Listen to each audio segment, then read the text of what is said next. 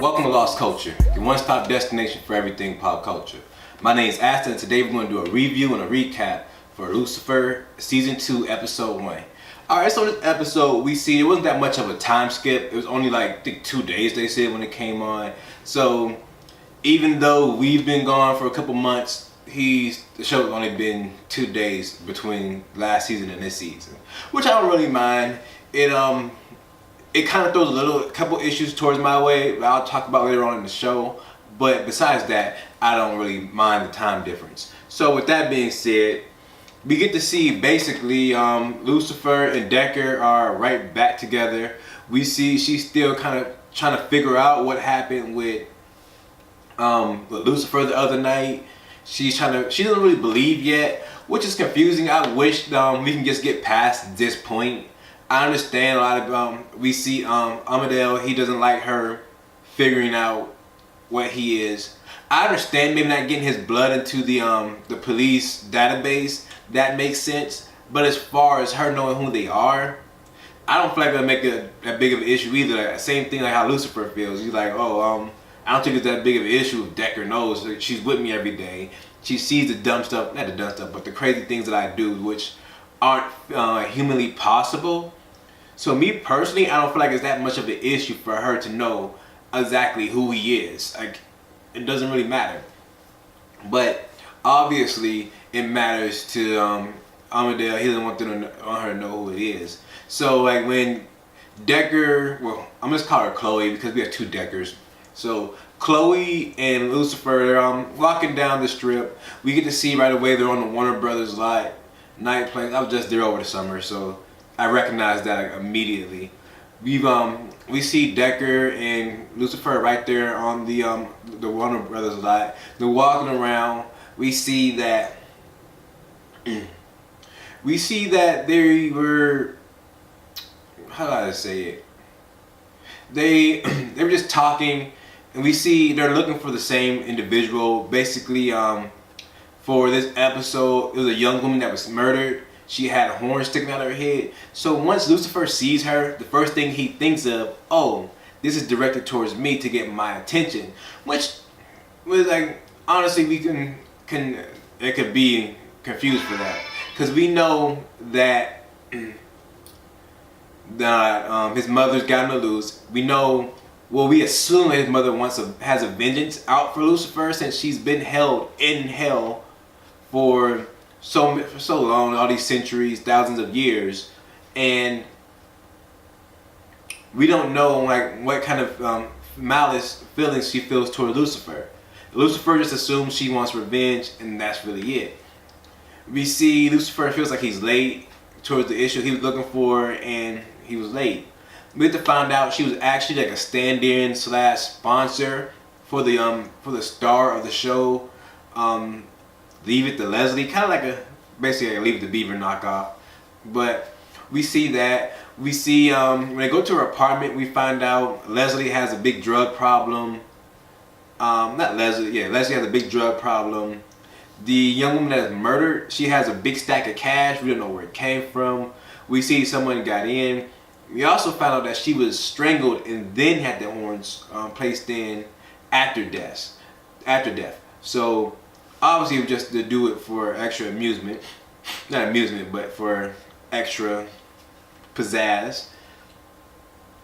Now, once we find all that out, we start to figure out, dig through all the layers that Leslie had a heavy drug problem. And that was really it. The first assumption is that the sponsor is kind of holding her for blackmail, but then we find out she wasn't. She was actually getting paid under the table by the studio to help cover up Leslie's drug issue. I don't know how much this actually happens, but it's believable. So we see that happen, and we find out that we find out the drug dealer, and they go to the AA meeting. I found this one is kind of like a little weird. We see that when Lucifer is just talking, well, Lucifer basically trying to lure out the drug dealer. He just goes out talking about he likes drugs. He wants any type of drug. He'll buy drugs right now. He has a lot of money.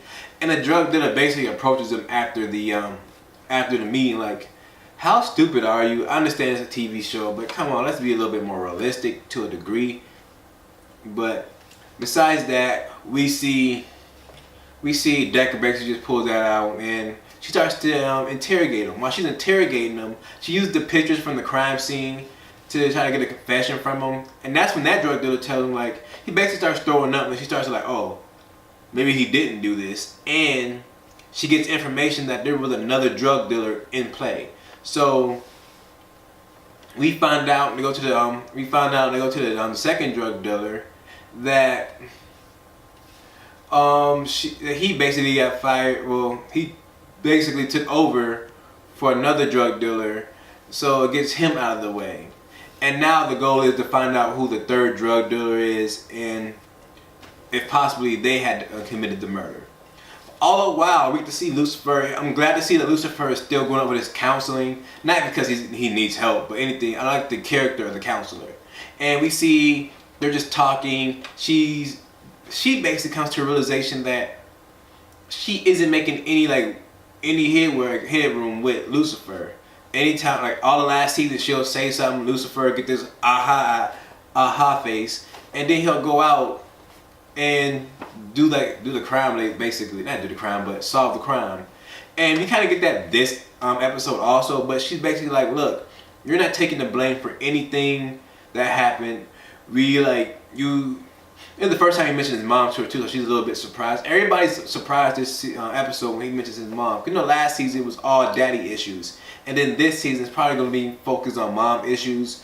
And we even see that with the first case is basically runs back to a mom issue, which I actually like that they're tying that into it. They don't bother me at all. I know some people have issues with the running themes of mother and daddy issues, but besides that, I actually like that.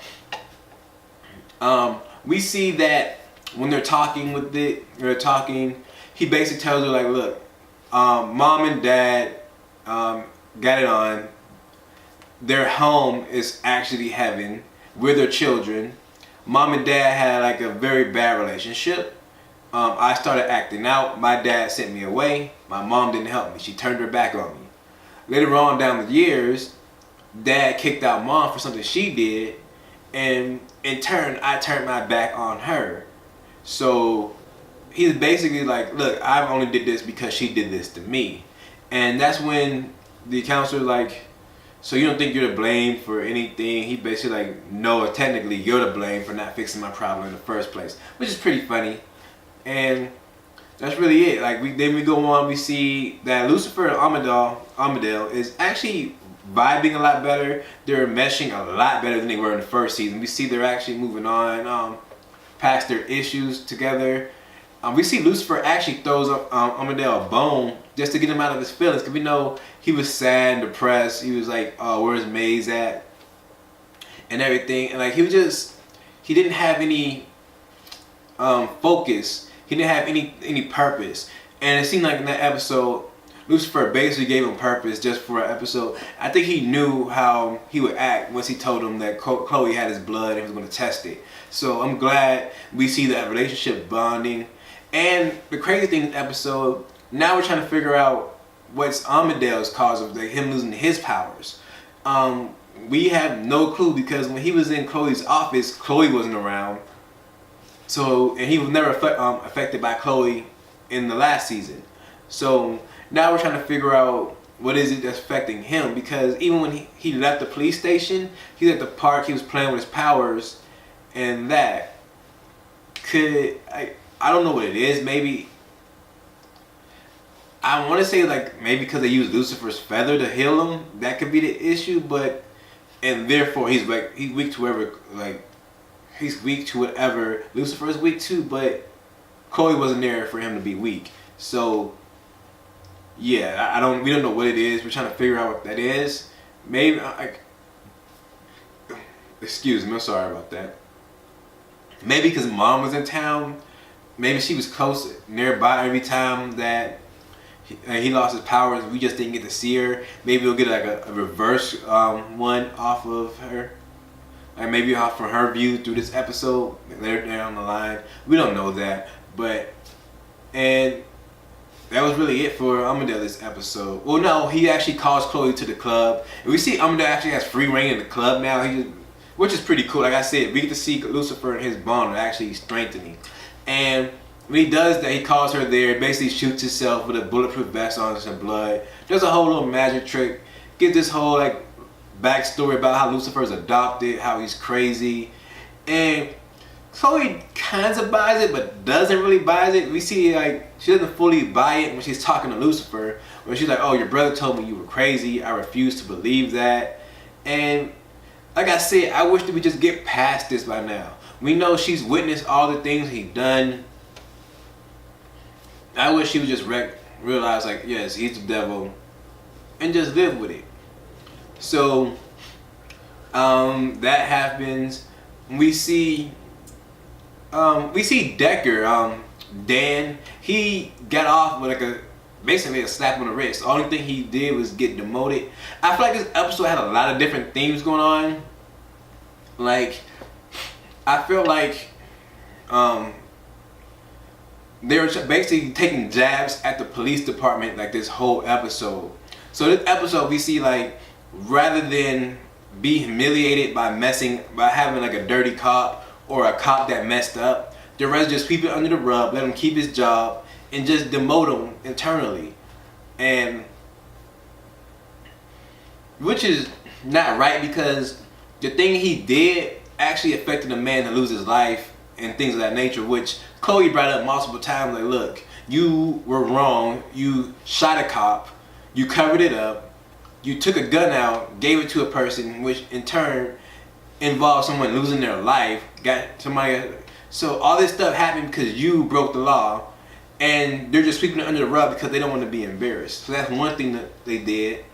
And then later in the episode, when we see Lucifer gets the hint of who the third drug dealer is / murderer is, we see when he goes to her house, and it's her basically her caretaker, her mother like figure, and we see once he's getting beat up, she's basically getting ready to kill Lucifer.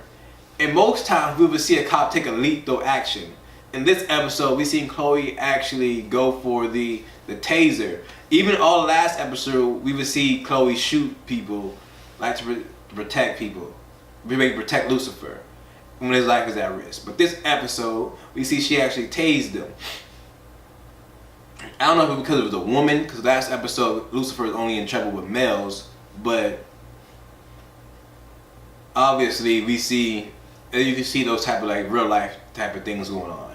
So I'm glad that they're taking those. I don't know if I'm just over like analyzing or if that's like true messages they meant to put into the episode, but I've seen those and I recognize those issues. And besides that, like, we see the joke, "Oh, you're never gonna let me live this down." So I'm glad to see their bonding. Maybe Lucifer not sleeping with Chloe last season actually helped them bond more. Like, it will obviously help them bond more. She actually trusts him a lot more. She knows she can be vulnerable around him, and he won't take advantage of it. So I'm glad to see their relationship is I'm glad to see that Lucifer's relationship in all directions are starting to go further and be more like fruitful. And even with Moss, we see Moss comes back. She saves him, but not really saves him. Like, that's the first thing I thought. I saw the drug dealer coming to stab him. Like, it doesn't really matter when she saved him. Like, and when she asked him, like, "Oh, you're not gonna be thankful that I saved you?" Even he said, like, he was saying the same thing that I was thinking the whole time. Like, look, Chloe wasn't around, so there was no reason for you to save me. Like, I could have handled this with no problem. And we see Lucifer basically confronts her, like, oh, he doesn't really confront her like directly, like indirectly. He brings up his mom and says, "I just assumed you were working with her. You've been gone for 2 days," and which is also a good sign for Lucifer. We see when he's always talking about he's missing her. "Oh, I haven't seen or heard from Maz in it's only been 2 days." He's talking about, "I'm worried about her. Something might happen," and it's only been 2 days. So I'm glad to see that Lucifer actually shows concern for people. Like, I can see, like, me, if I'm talking to my friends like a day or two, like, I don't really get concerned. I just be like, "Oh, okay, it's just been 2 days." Now if we go longer than a week, and I might hit you up like, "Damn, like, what's up? You good? Make sure everything's okay." But he haven't seen her in 2 days, and I'm glad to see he was actually worried for her, and I like that. Now, that's really all we had this episode. Like, we see who the drug dealer was.